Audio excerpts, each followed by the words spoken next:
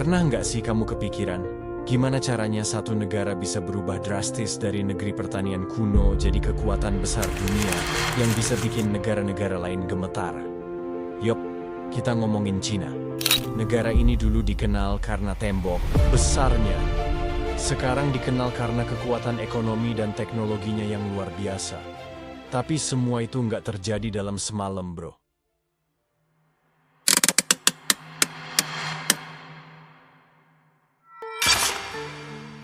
Ribuan tahun lalu, Cina udah dihuni peradaban kuno, dari dinasti Xia, Shang, sampai Zhou. Mereka udah punya sistem tulis, filsafat, dan teknologi sendiri. Confucius bukan nama restoran, tapi filsuf yang pengaruhnya masih kerasa sampai hari ini. Lalu dinasti Qin mulai bikin proyek ambisius. Tembok besar Cina. Tujuannya bukan buat foto-foto, tapi buat nahan serangan dari utara. Setelah itu, Cina terus berkembang bahkan jadi pusat perdagangan dunia lewat jalur sutra. Tapi makin lama, negara-negara barat mulai masuk dan bikin masalah, kayak perang candu yang bikin Cina kalah dan kehilangan kontrol. Nah, dari situ, keadaan makin kacau.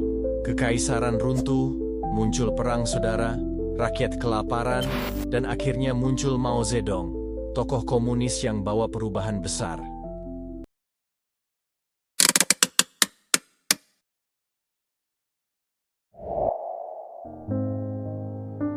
Pada tahun 1949, berdirilah Republik Rakyat Cina. Tapi perubahan ini nggak langsung bikin keadaan membaik. Revolusi kebudayaan dan kebijakan ekstrim lainnya malah bikin rakyat makin susah. Tapi setelah Mao wafat, datanglah Deng Xiaoping yang mulai buka ekonomi.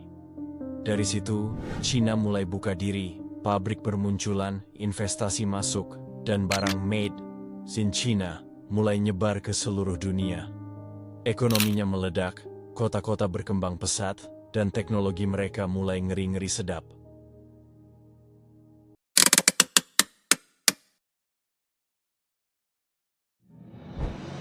Sekarang, Cina punya jaringan 5G, kecerdasan buatan, bahkan program luar angkasa sendiri.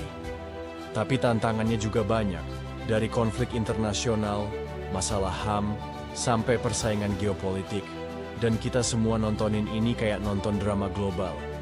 Cina udah jauh banget berkembang, tapi pertanyaannya sekarang, apakah mereka bisa terus naik atau akan tumbang karena ambisinya sendiri?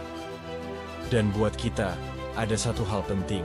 Dari kisah Cina ini, kita bisa belajar kalau perubahan besar butuh waktu, perjuangan, dan keberanian buat terus bangkit dari keterpurukan.